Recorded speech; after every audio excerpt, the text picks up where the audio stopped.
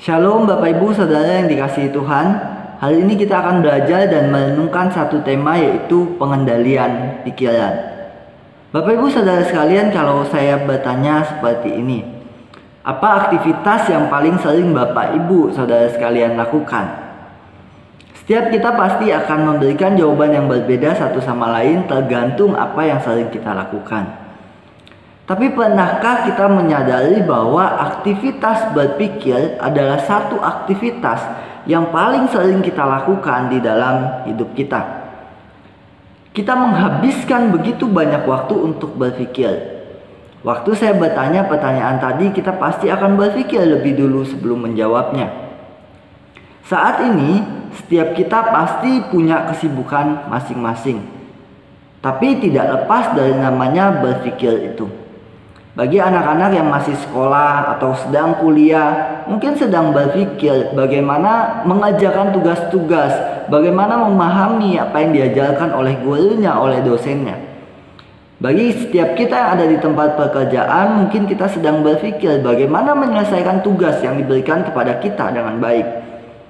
Bagi setiap kita yang sedang di rumah, mungkin kita sedang berpikir saat ini, mau masak apa aku hari ini. Kita menghabiskan begitu banyak waktu untuk berpikir di dalam hidup kita. Pikiran adalah sebuah aset yang sangat penting di dalam hidup ini. Setiap aksi, setiap tindakan pasti diawali dengan berpikir lebih dulu. Pikiran kita juga akan mempengaruhi bagaimana kita memandang, menilai segala sesuatu yang ada di sekeliling kita, maupun bagaimana kita memandang, menilai diri kita. Melalui pikiran bisa terjadi sesuatu yang positif, tetapi bisa juga terjadi sesuatu yang negatif.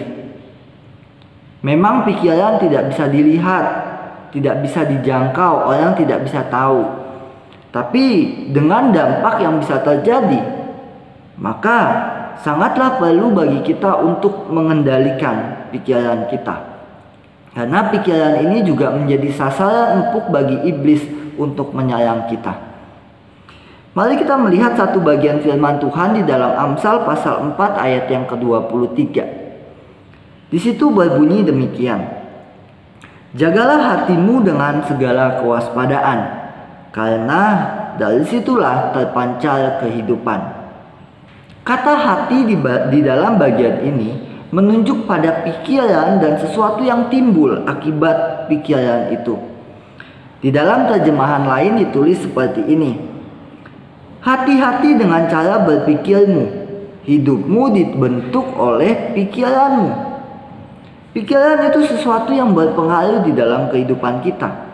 Bahkan di ayat tadi dikatakan kita dibentuk oleh pikiran kita.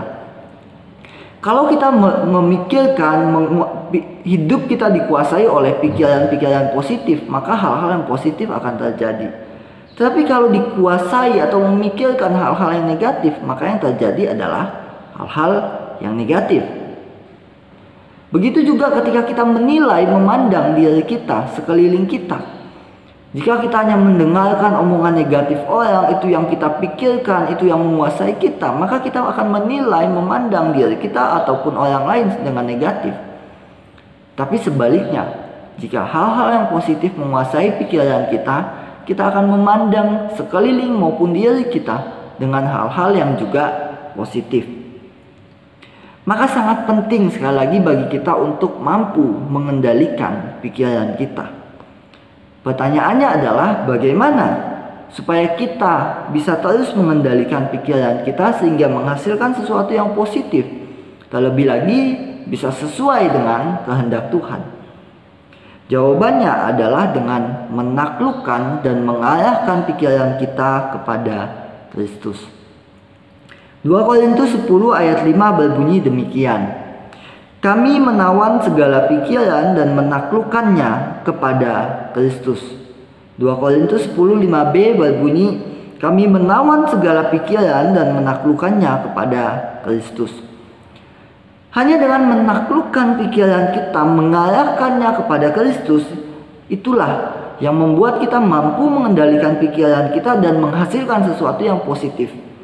Langkah praktis yang bisa kita lakukan adalah dengan menyediakan waktu secara intensif, secara konsisten untuk membaca, merenungkan, mendengarkan firman Tuhan.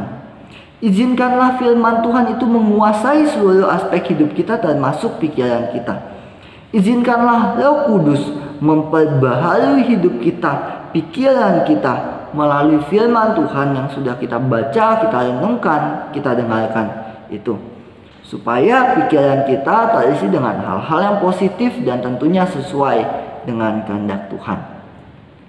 Bapak Ibu Saudara yang dikasihi Tuhan, sebagai anak-anak Tuhan yang hidupnya sudah ditebus oleh Tuhan dengan pengorbanan Yesus di kayu salib, mari kita sama-sama berjuang untuk mengendalikan pikiran kita.